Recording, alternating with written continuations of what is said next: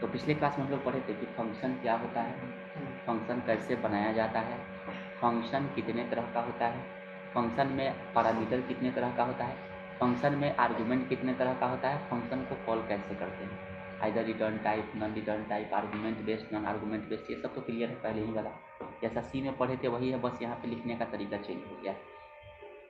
तो एक जो होता है ना पैरामीटर वो होता है एक डिफॉल्ट पैरामीटर और एक होता है नॉन डिफॉल्ट पैरामीटर, जो बता दिए थे। अब कहता है कि एक और पैरामीटर होता है जिसको हम लोग बोलते हैं आर्बिट्री पैरामीटर। क्या बोलते हैं? Arbitrary parameter. आर्बिट्री पैरामीटर जो होता है ना वो स्टार से होता है, स्टार। तो ये फायदा क्या होता है? आर्बिट्री पैरामीटर एक ही होता है, बस एक। अगर तुमको यहाँ पे 50 को पैरामीटर लेना हो, उसके बदले में सिंगल पैरामीटर हम लोग यूज करते हैं, तो उसको हम लोग क्या बोलते हैं? Arbitrary parameter. आर्बिट्री पैरामीटर का यूज कहाँ पर होता है? जब हम किसी भी फंक्शन के अंदर में कलेक्शन डेटा टाइप को अगर सेंड करते हैं आर्गुमेंट के रूप में, कलेक्शन पूरा का पूरा, तब हम लोग यहाँ पे क्या करते हैं? आर्बिट्री पैरामीटर का यूज करते हैं। जैसे एरे एरे को अगर हम पास करते थे सी में, तो ब्रैकेट ऐसे देते थे ना, तो वहां पे क्या होता था? उसका रिफरेंस जाता था ना यहाँ पे। यहाँ पर तो रिफरेंस काम नहीं करता है, पॉइंटर तो यहाँ होता नहीं है, तो यहाँ पे वही कहता है कि आर्बिट्री पैरामीटर होता है। अब देखो जैसे आर्बिट्री पैरामीटर का जस्ट एक एग्जांपल यहाँ पे गए, हाँ बस स्टार लगाया है लेकिन इंटरनली हो, जैसे यहाँ पे हम गए, यहाँ पे हमने डेफ एक फंक्शन का नाम लिया यहाँ पे DISP। ये फंक्शन का नाम क्या है? डिस्प्ले। इसमें हमने लिया स्टार एक्स। अब यहाँ पे हम टाइप ऑफ एक्स करेंगे, यहाँ पे अगर हम टाइप ऑफ एक्स करेंगे तो एक्स का टाइप क्या होगा, बता सकते हो? टपल होगा, टपल होगा, टपल होगा, टपल। जो आर्बिट्री पैरामीटर होता है ना उसका डिफॉल्ट टाइप टपल होता है। अब यहाँ पे हम डिस्प्ले फंक्शन को कॉल करते हैं DISP, फिर यहाँ पे इसी चीज को हम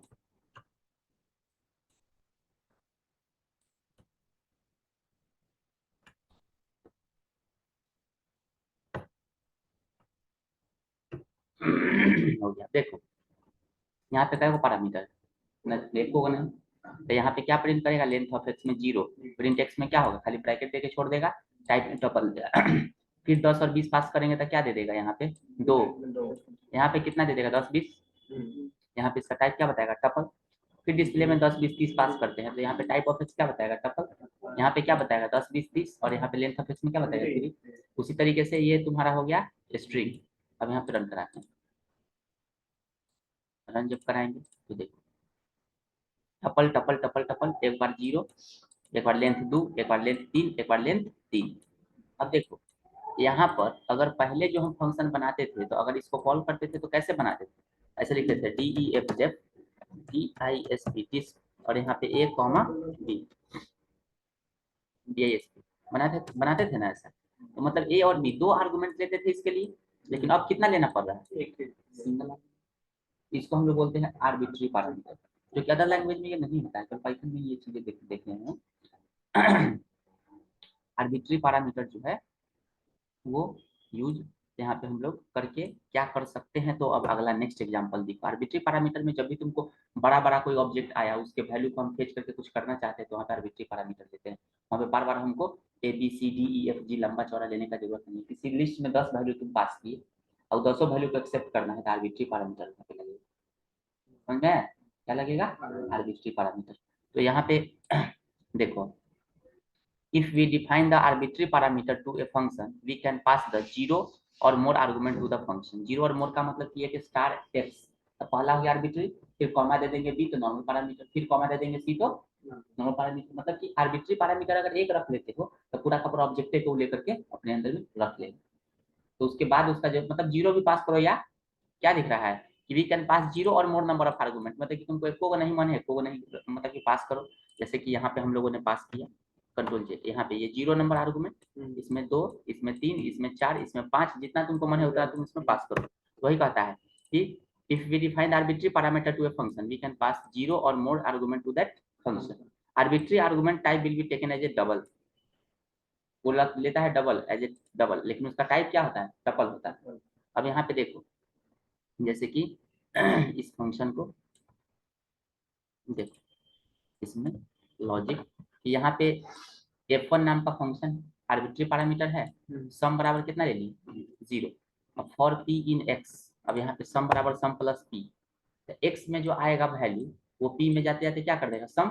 अब प्रिंट यहाँ पे क्या कर दिए, सम। तो यहाँ पे लिखते हैं द सम इज, कॉमा देकर के सम। अब यहाँ पे F1 में अगर हम यहाँ पे कॉल करते हैं तो इसमें क्या जाएगा, कुछ भी नहीं, इसमें जाएगा 10 और 20, इसमें जाएगा 10 20 और 30। तो अब यहाँ पे हम पास करेंगे अगर हेलो हाय, तो यहाँ पे जाएगा तो क्या दे देगा, एरर, क्योंकि स्ट्रिंग को सम करे नहीं ना करे। तो यहाँ पे इंटीजर है 10 20, उसको यहाँ पे लेके जाएगा, पहले निकालेगा 10, पी को देगा, सम में चला जाएगा, फिर यहाँ पे निकालेगा 10, फिर यहाँ पे पी में चला जाएगा, फिर यहाँ पे निकाल देगा। अब यहाँ पे रन कराते हैं 0 30 60 है। लेकिन अगर इसी चीज को यहाँ पे हम इसको हटा देते हैं,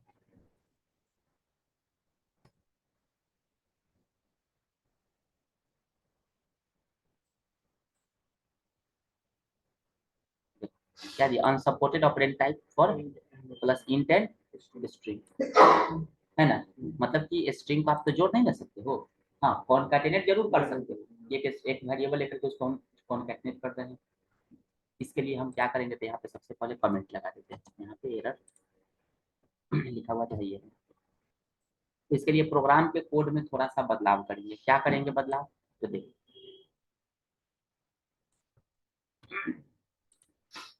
हम यहाँ पे इफ फंक्शन इफ का यूज करके और उसके टाइप को चेंज कर देंगे। देखो अब यहाँ पे हम क्या पास किए हैं, जब फोन पास किए, यहाँ पे पास किए हैं क्या, इंट अ कॉमा 10 20 30।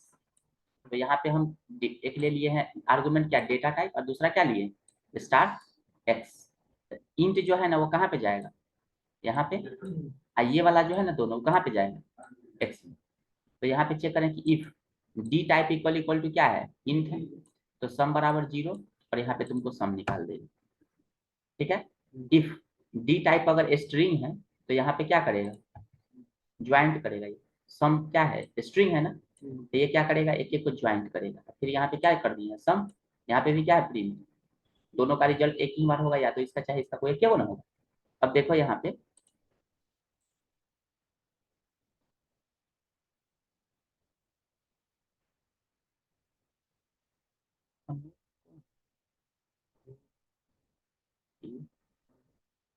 ये है अतुल होगा।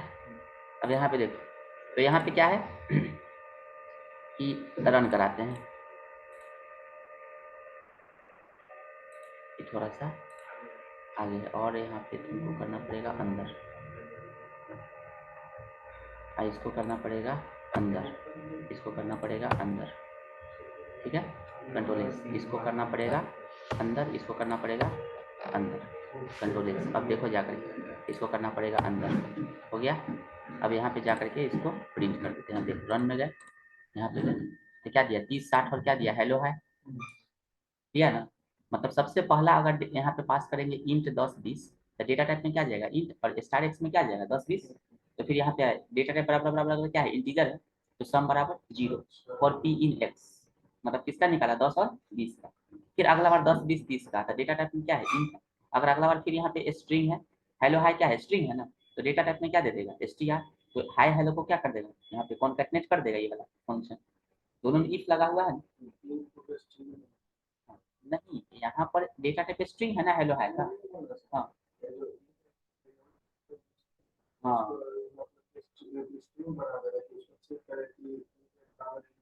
हाँ हाँ हाँ, वही यहाँ पे हम, यहाँ पे इंट बराबर इंट, और डेटा टाइप में जो अगर स्ट्रिंग बराबर स्ट्रिंग है कि नहीं, तो जो जिसके बराबर होगा हम कोड को चेंज कर देंगे।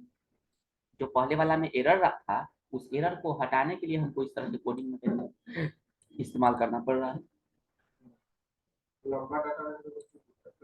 तो डेटा लंबा हो जाएगा तो तुम क्या दे देगा, या तो इंटीजर दे देगा ना, तो स्ट्रिंग देगा, नहीं तो फ्लोट दे देगा, ये ना रहेगा, समझ में आया? अब यहाँ पे आगे हम लोग देखते हैं, यहाँ पे जैसे देखो, अगर ऐसा लेते हैं कि डेफ F1 लिए x कॉमा वाई, तो x में यहाँ पे और y को प्रिंट हो रहा है, तो देखते हैं क्या F1 बराबर क्या है 20, y बराबर कितना है 30। ऐसा भी हम लोग को पता है कि हाँ। अब देखो टाइप्स ऑफ वेरिएबल, ये बहुत इंपॉर्टेंट है तुम लोग के लिए, टाइप्स ऑफ वेरिएबल कितने तरह का होता है तो पूछ देता है। तो पता है कि we can define the two types of variable in Python, जो पहले से सबको पता है, ग्लोबल वेरिएबल और लोकल वेरिएबल। एक ऐसा वेरिएबल जो किसी फंक्शन के अंदर में डिक्लेयर होता हो, किसी पर्टिकुलर स्कोप के अंदर में, उसको क्या बोलते हैं? लोकल। एक ऐसा फंक्शन जो आउटसाइड द मतलब कि फंक्शन डिक्लेयर होता है, उसको क्या बोलेंगे? ग्लोबल। ठीक है, तो वही कहता है कि सबसे पहले global variable, the variable which are declare outside the function is known as global variable. Local variable का मतलब, local variable the variable which are declare within the function are known as local variable. ये तो पहले से ही पता है। Local variable of one function can not be access from the other function. अब यहाँ पे ये लाइन बहुत इंपॉर्टेंट है ग्लोबल के लिए। Global variable can be accessed in all the function in order to modify the global variable. अगर तुम चाहते हो कि ग्लोबल वेरिएबल को हम मॉडिफाई करें, चेंज करें, तो data within the function we need to follow the forward declaration mechanism. अगर तुम पाइथन में ग्लोबल वेरिएबल को मॉडिफाई करना चाहते हो तो तुमको उसके लिए फॉरवर्ड डिक्लेरेशन मैकेनिज्म का यूज करना पड़ेगा। कैसे? ग्लोबल ग्लोबल वेरिएबल का नाम तुमको लिखना पड़ेगा, तभी जाकर चेंज। समझ में आया? अब इसका एक जस्ट एग्जांपल दे, अपने से एग्जांपल हम बनाते हैं। जैसे कि यहाँ पे गए, लिख देते हैं DEF fun1, ठीक है। और यहाँ पे जा करके हम एक वेरिएबल लेते हैं, क्या a बराबर देते हैं 10, ठीक, कर देते हैं print प्रिंट a, हो गया। फिर एक और बनाते हैं def fun2 fun2, यहाँ पे देते हैं क्या b बराबर देते हैं 20, और यहाँ पे print प्रिंट प्रिंट में कर देते हैं b, और कर देते हैं print प्रिंट में a कर दिए। और यहाँ पे किसको करेंगे पहले कॉल? fun1 को कॉल कर रहे हैं, फिर यहाँ पे fun2 को कॉल कर रहे हैं।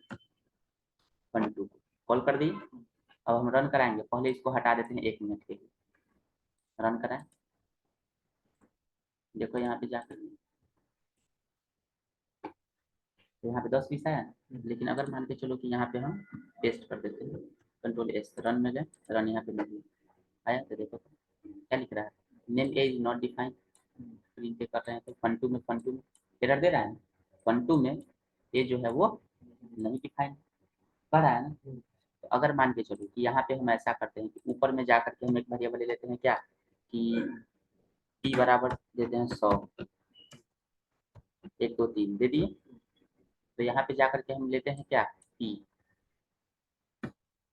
Ctrl+S, तो देखो क्या हुआ यहाँ पे 1 2 3 तो हो गया, 20 हो गया, लेकिन चेंज ए अभी भी नहीं कर रहा है। तो ये तो समझ गया लोकल के बारे में, तो इसको हटा देते हैं तब तो सही आ जाएगा। अब देखो रन में जाकर के रन कराते हैं, हो गया।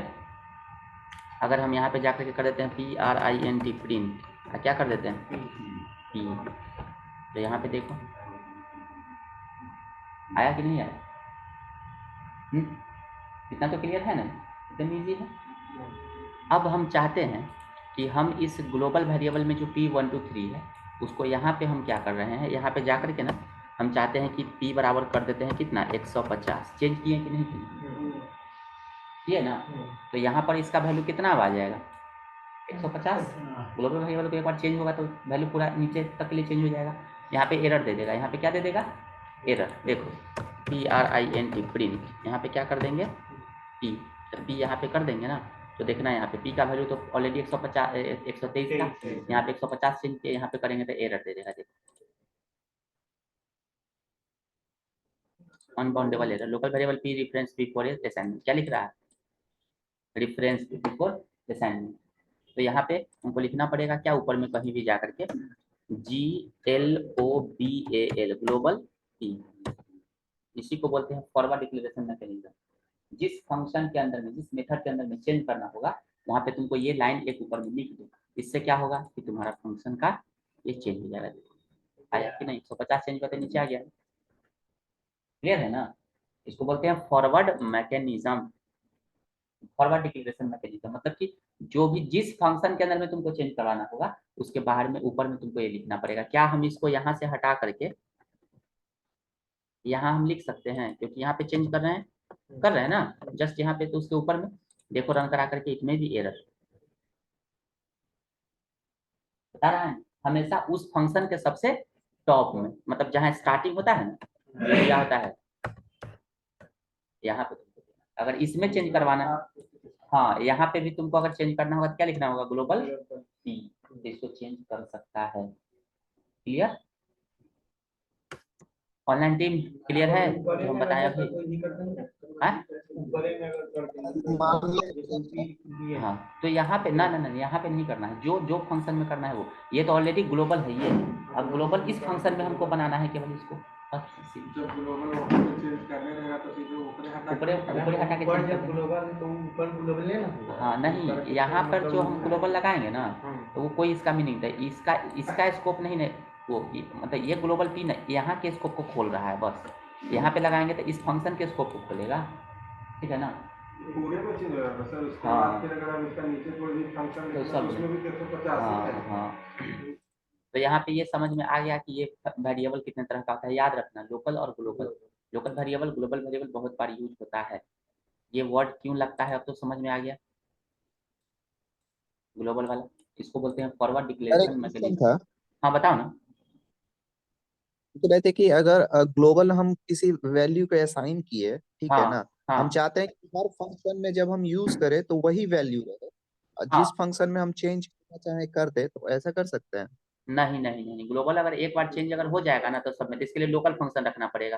क्योंकि हम चाहते हैं कि ग्लोबल एक पी ले लिए, हम चाहते हैं कि इसके लिए उसका अलग वैल्यू रहे, इसके लिए अलग रहे, तो यहाँ पे फिर से ग्लोबल पी करो, कंट्रोल सी, और यहाँ पे जाकर के मार देंगे तो कंट्रोल भी, और फिर यहाँ पे पी का वैल्यू तुम जो रखना चाहते हो रखोगे, वही रहेगा इस फंक्शन के लिए, फिर इसमें मतलब वही रहेगा। यूजर अगर ले रहे हैं, यूजर के थ्रू इनपुट ले रहे हैं, हाँ हम चाह रहे हैं कि वो जो इनपुट दे वो हर फंक्शन में वैल्यू सेम रहे, तो ऐसा हाँ। हम नहीं कर सकते हैं। तो यहाँ पर तुमको ऊपर में इनपुट लोगे वो वैल्यू सबके लिए सेम रहेगा, लेकिन जैसे ही तुम चाहते हो कि इसका अलग रहे इसका अलग रहे, एक ही जैसे मान के चलो कि हम दिए क्या, कि 2 नंबर का प्रोग्राम बनाना है जिसमें तुमको निकालना है 2 नंबर का सम, हमको निकालना है 2 नंबर का डिफरेंस, उसको निकालना है 2 नंबर का कुछ भी। तो मान के चलो कि 2 नंबर हम दे दिए, यहाँ पे दे दिए, तब अगर हम मेरे फंक्शन में आया था हम उसका सम निकाल करके प्रिंट कर दिए, तुम्हारे फंक्शन में गया था तुम मल्टीप्लीकेशन करके प्रिंट कर दिया था, तुम उसी 2 नंबर का कर रहे हो जो मेरे पास 2 नंबर है, लेकिन तुम चाहते हो कि उसका नया हम ले, मतलब कि 2 नंबर दूसरा लेते हैं, यहाँ पे ग्लोबल एक अगर तुमको लेना पड़ेगा पी, और ग्लोबल क्यू,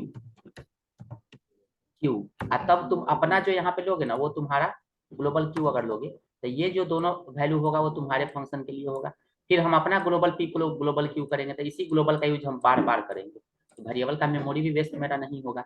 लेकिन अगर तुम ए बी ले रहे हो, हम भी ए बी ले रहे हैं, दूसरा भी ए बी ले रहा है, तो 6 6 बाइट अलग अलग एलोकेट कर ले रहा है ना, तो यही दिक्कत हो जाता है, अंतर है और कोई दिक्कत नहीं। समझे बात को ना? हाँ। हाँ, यही वाला एग्जाम्पल है।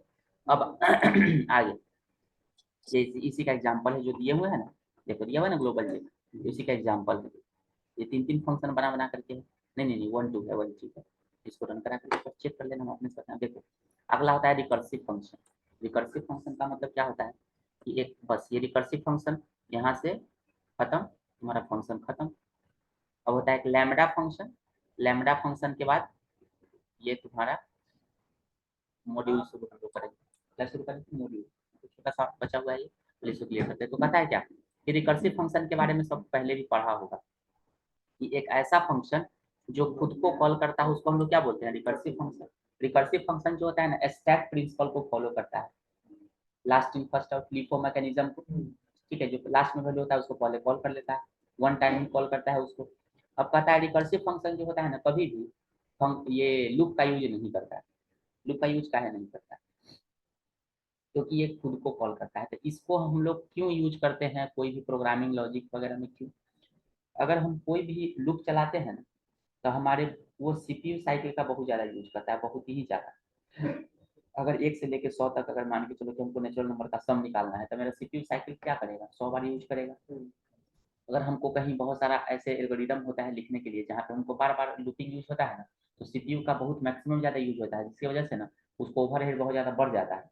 तो करता क्या है ना, वो चाहता है ना कि नहीं, हम सीपीयू का प्रेशर को कम कर दे, मेमोरी के प्रेशर को ज़्यादा बढ़ा दे, क्योंकि छोटा मोटा काम है 100 नंबर तक सम निकालना, तो हम कहला जाएंगे सीपीयू को इन्वॉल्व करने के लिए। जैसे पढ़ा होगा एक होता है DM, direct memory access architecture में।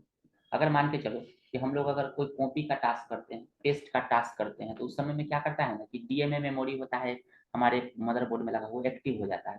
वो कहता है कि भाई हमको जब 10 GB डेटा को कॉपी करना है तो हम प्रोसेसर से काहे पूछने जाएंगे, काम तो मेमोरी का है ना। तो मेमोरी से काम चलाता है, मेमोरी से पूछ करके काम करता है। जब कोई लॉजिकल टास्क होगा, अर्थमेटिक टास्क होगा, तब हम इन्वॉल्व करेंगे। अब हर कमरे के लिए सब मेरे पास आ जाता है तो हम पकड़ा जाते हैं कभी, तो छोटा मोटा ये काम है, उधर बात करो विकास से, ये काम है जाओ मैडम से बात करो, है। तो आदमी को हम क्या किए हैं कि रख दिए हैं हर काम को करने के लिए स्पेसिफिक। तो उसी तरीके से क्या होता है ना कि फंक्शन में भी कई तरह का फंक्शन बनाया जाता है। जैसे तुम प्लस प्लस पढ़ोगे ना तो उसमें होता है इनलाइन फंक्शन होता है, स्टैटिक फंक्शन होता है, वहाँ पे तुम्हारा एक वर्चुअल फंक्शन होता है, एक फ्रेंड फंक्शन होता है। तो सब फंक्शन को क्या किया कि नया नया सेपरेट तरीके से बनाया कि सब तक फंक्शन में, लेकिन फंक्शन में भी कैटेगरी बांट दी कि कब किसको यूज करना है, ये सेंस कम से कम होना चाहिए, जैसा रिक्वायरमेंट होगा उसके हिसाब से। तो रिकर्सिव फंक्शन भी एक ऐसा मैकेनिज्म होता है, ठीक है, जिसमें कि फंक्शन खुद को कॉल करता है। तो ऐसा करने से क्या होता है कि हमारा जो प्रोग्राम होता है ना उसको ना दो छोटे छोटे टुकड़ों में बांटता है। जब पढ़ोगे तब क्लियर होगा, इसका मैकेनिज्म आगे बताएंगे। तो ये प्रोग्राम जो होता है ना उसमें कभी भी रिकर्सिव फंक्शन जो होता है लूपिंग का यूज नहीं करता है, क्योंकि प्रोग्राम में ओवरहेड को सीपीयू को कम करने के लिए नहीं, मेमोरी को ही दे देता है प्रेशर, क्योंकि ये स्टैक मेमोरी रैम में जाकर के स्टोर होता है और सारा डेटा में से लास्ट वाला को निकाल करके रख लेता है। समझ गए? हाँ, एक बार मेमोरी कॉलिंग किया, मेमोरी एलोकेट किया, फिर अगला बार फिर कॉलिंग किया, मेमोरी एलोकेट किया, फिर कॉलिंग किया, फिर मेमोरी एलोकेट किया, मतलब बार बार मेमोरी को दे दिया और लास्ट में वैल्यू को उठा करके सामने वाला को दे दिया। समझ गए? देखो डीएस पढ़ोगे तो डीएस में स्टैक है, क्यू है, सब मेमोरी ही है ना। यहाँ सीपीयू का कम यूज है, मेमोरी को बचाने के लिए यूज किया जाता है ये सारा मैकेनिज्म कि कहाँ पे कब यूज करना है। एरे में तो खाली हम लोग क्या करते थे, पढ़ रहे थे, बट उसमें मेमोरी के बचाव अभियान पे हम लोग नहीं ना काम करते थे, लेकिन आगे इसी चीज में लिंक लिस्ट ये सब है। तो वहाँ पे एल्गोरिथम ट्री वगैरह पढ़ोगे तो ट्री में तो छोटा मोटा ट्री नहीं, जैसे बहुत बड़ा बड़ा ट्री जब बनता है लाखों करोड़ों अरबों जब डेटा का, तो वहाँ पे सब जगह पर रिकर्सिवली कॉल करता है किसी फंक्शन को, ज्यादा इजी रहता है। तो ये कहता है कि ये function calling itself is called a recursive function invocation। अब कहता है कि infinite recursive function invocation is not supported by Python। Infinite recursive function जो है पाइथन सपोर्ट नहीं करता है। अब जैसे देखो हम यहाँ पे जाते हैं और इसको जरा एक बार समझाते हैं और कॉपी किए, ये बिना फंक्शन का है। देखो यहाँ पे हमने ले लिया क्या x बराबर 0, तो यहाँ पे ग्लोबल x करेंगे तो x का वैल्यू तो चेंज हम कर सकते हैं। तो हम यहाँ पे गए, में साथी हो रहा है क्यों क्या? हाँ, वो कचरा वाला बजा रहा है तो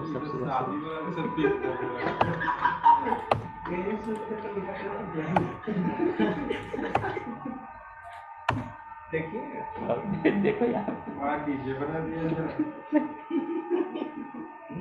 देखो हम यहाँ पे लिए हैं एक फंक्शन डेफ f1, हमने लिया x बराबर 0 और ग्लोबल x अगर हम कर रहे हैं x के वैल्यू को दैट मीन्स कि ये चेंज करने जा रहा है। अगर हम x बराबर x प्लस 1 करेंगे तो ये बताओ कि यहाँ पे x बराबर x प्लस 1 करेंगे तो इसका वैल्यू कितना हो जाएगा 1। तो प्रिंट यहाँ पे क्या होगा वेलकम 1 होगा। फिर यहाँ पे चेक आया कि क्या x छोटा है 5, हाँ है, तो ये फंक्शन फिर से f1 को कॉल करेगा, ये किसको कॉल करेगा अपने आप को कॉल कर रहा है। फिर इसका वैल्यू क्या हो जाएगा 2, यहाँ पे क्या प्रिंट करेगा 2। फिर यहाँ पे चेक करेगा 2 छोटा है 5, हाँ है, तो फिर f1 खुद को कॉल कर रहा है। इसको हम बोल सकते हैं कि रिकर्सिव फंक्शन है। समझ में? रिकर्सिवली इसको बोल सकते हैं ये है नहीं, ये फंक्शन रिकर्सिवली कॉल हो रहा है क्योंकि खुद को कॉल कर रहा है। इसको बोले क्या कि ये फंक्शन रिकर्सिवली कॉल हो रहा है। क्या कहाँ तक चलेगा ये 4 तक, 5 लेकिन प्रिंट कर देगा, 5 प्रिंट कर देगा था ना, नीचे आएगा तरीके। इसको अंदर में करना होगा, इंडेंटेशन का प्रॉब्लम।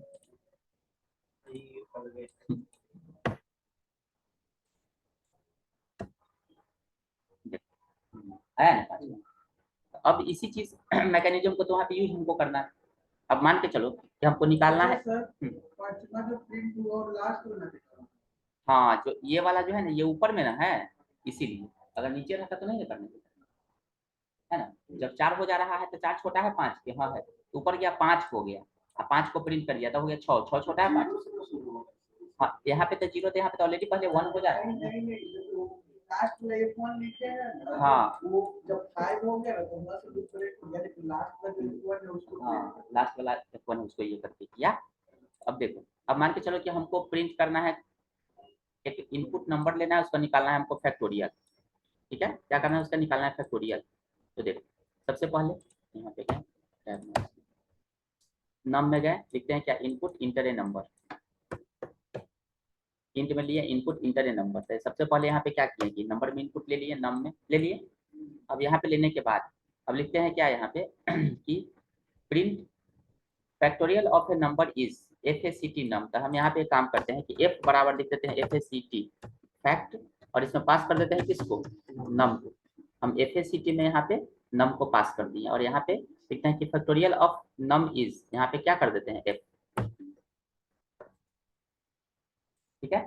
फैक्टोरियल ऑफ जैसे हम डालते हैं इसमें 5 डालेंगे ना, तो फैक्टोरियल ऑफ 5 इज यहाँ पे क्या दे देगा 25, 125, 1 2 3 4 5 24 ना होता है, 1 गुने 2 गुने 3 गुने 4 गुने 5 24। तो कैसे निकालेगा आप देखो, सबसे पहले यहाँ पे नम हम पास किए 5, तो 5 यहाँ पे गया। अब चेक करा कि क्या 5 बराबर 1 है, नहीं है, तो ये तो काम नहीं करेगा। कहाँ पे आएगा, नीचे। तो 5 गुने फैक्ट में क्या पास होगा 4, x माइनस 1, 5 माइनस 1 4, तो ये किसको कॉल करेगा, ये अपने आप को कॉल करेगा। फिर 4 यहाँ पे आएगा, तो चेक करेगा 4 बराबर 1 क्या है, नहीं है, तो 5 गुने 4 इंटू फैक्ट में क्या हो जाएगा 3, 3 4 के बाद कितना होगा 3। देखो कैसे कॉल होगा कि 5 गुने FACT में कितना पास होगा 4 यहाँ पे पास होगा ऐसे। फिर यहाँ पे 5 इंटू 4 इंटू फैक्ट में 3, उसके बाद 5 इंटू 4 इंटू फैक्ट में कितना पास होगा 2 होगा, हाँ 3 इंटू यहाँ पे आएगा, 3 इंटू फैक्ट में कितना होगा 2। अब उसके बाद यहाँ पे कॉपी कर लिए पेस्ट। अब यहाँ पे 5 into 4 into 3 into 2 into fact में यहाँ पे क्या पास होगा 1। जैसे ही 1 होगा तो इतना को गुना करके निकाल देगा, 5 गुने 4 गुने 3 गुने 2 और गुने 1 निकाल देगा ना। तब यहाँ पे देखो 5 चौका 20 या 60 गुना 120 निकालेगा ना, ठीक है।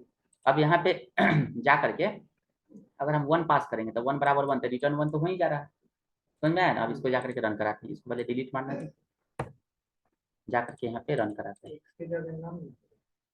नहीं ये तो आर्गुमेंट है, कुछ भी दे सकते हो, नम दो चाहे p दो चाहे q दो, ठीक है। देखो क्या आया, डालते हैं 5 तो कितना आया, ये x है ना, तुम इसके जगह पर कुछ भी रख सकते हो, किसको, तो यहाँ पे जाकर के तुमको प्रिंट कराना होगा इसी जगह पर, यहाँ पे प्रिंट करके मतलब प्रिंट अथी x into star, x into star, तो 5 गुने 4 गुने 3, जैसे यहाँ पे लिखेंगे PRINT प्रिंट, लिखेंगे क्या x करके देखो तो क्या दे रहा है, हाँ x का वैल्यू प्रिंट करेगा। देखो डालते हैं 5 5 4 3 2, पता है उसको तुम थोड़ा सा फॉर्मेटिंग करके प्रिंट करा बस, समझ हाँ कॉमा दे करके इंट बराबर कॉमा दे करके ऐसे कर देना, ऐसे प्रिंट कराएगा। इसको हटा देते हैं, क्लियर हो गया ना ये वाला। अब मान के चलो कि हमको प्रिंट करना है क्या, 1 से लेकर के 10 तक का नेचुरल नंबर का सम निकालना है, सपोज कर क्या निकालना है नेचुरल नंबर का सम। तो हम यहाँ पे निकालते हैं, फंक्शन का नाम क्या देते हैं सम, निकाल दिए। यहाँ पे भी क्या दे देंगे सम, देते इंटर रेंज, क्या देते हैं 10 तक हमको निकालना है रेंज, ठीक। तो देते हैं सम इज, ऐसे यहाँ पे क्या देते हैं एस, हो गया। यहाँ पे क्या लिखेंगे कि x प्लस फैक्ट में क्या हो जाएगा x माइनस 1। हम यहाँ पे रन में गए, हम डालते हैं यहाँ पे कितना 10, 1 से 10 तक का सम कितना होता है, नहीं ये फैक्ट हो यहाँ पे फैक्ट की जगह सम ना होगा। देखो यहाँ पे रन में गए डालते हैं 10 तक का कितना होता है 55 होता है।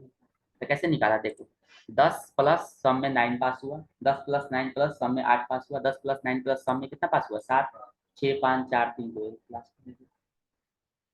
समझ रहे हैं। क्योंकि हम प्लस x पहले सबसे पहले यहाँ पे तुमने क्या पास किया 10, तो यहाँ पे 10 गया, 10 बराबर 1 क्या है नहीं है, तो 10 प्लस सम में कितना पास हुआ 9, फिर कितना होगा 8, फिर कितना होगा 7, फिर कितना होगा 6, फिर 5, फिर 4, फिर 3, फिर 2, फिर 1। क्लियर हो गया। तो ये हो गया तुम्हारा रिकर्सिव फंक्शन। जितने वो क्वेश्चन हम मारते हैं ग्रुप में बना लेना, जैसे कि एलसीएम बनाना हो, रिवर्स निकालना हो, फिबोनाची सीरीज निकालना हो, तो ये सब तुम बना सकते हो, सेम वही चीज रहता है। नहीं तो लॉजिक को पकड़ना, लॉजिक सब वही वाला है जो पहले पढ़े, कोई अंतर तो है नहीं, बस यहाँ पे करना। अब एक फंक्शन और बच गया एनोनिमस फंक्शन या लैम्डा फंक्शन, जो कि अगले दिन खत्म करके और हम लोग चैप्टर शुरू करेंगे एक नया, जिसका नाम होगा मॉड्यूल। क्या होगा? Module is the most important chapter. लेकिन हम फंक्शन में चीज छोड़ रहे हैं, क्या? स्ट्रिंग का फंक्शन, एक क्लास लगेगा। स्ट्रिंग का फंक्शन जितना भी है ना, संडे को नहीं हुआ तो पढ़ेंगे, थोड़ा लंबा क्लास मिल जा सकता है। जैसे रिवर्स फंक्शन है, अपर केस लोअर केस, है ना, तो उसमें कॉन्कैटनेट फंक्शन हो गया, इंडेक्स फंक्शन हो गया, है ना, फाइंड फंक्शन है, सर्च फंक्शन है, ये सब फंक्शन एक क्लास में पूरा का पूरा बता देंगे, क्लियर हो जाए। यूज खाली क्या है, जावा में नहीं है स्ट्रिंग क्लास, सेम वही वाला फंक्शन है, लेकिन यहाँ पे यूज कैसे करना है बता देंगे तो क्लियर हो जाएगा। ठीक है, तो मॉड्यूल हम लोग पढ़ेंगे कल, स्टार्ट करेंगे इसको क्लियर करके। कल एकदम 7:30 बजे से क्लास लेंगे, कल नहीं बताते हैं, 7:30 से 8 बजे, आधा घंटा। कल का डाल दिए ग्रुप में, देख सही से। लिंक क्या कर लेंगे